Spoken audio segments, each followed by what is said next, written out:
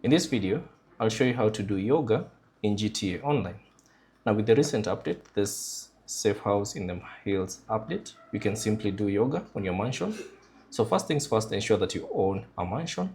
So to own a mansion, all you have to do is go to the internet. So bring up your phone by pressing the up arrow on the keyboard if you're on PC.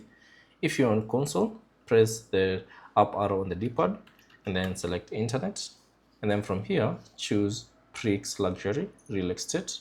And then scroll down and select choose your property.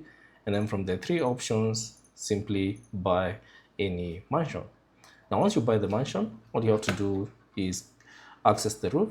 So get into your mansion and then go to the roof by going through this road.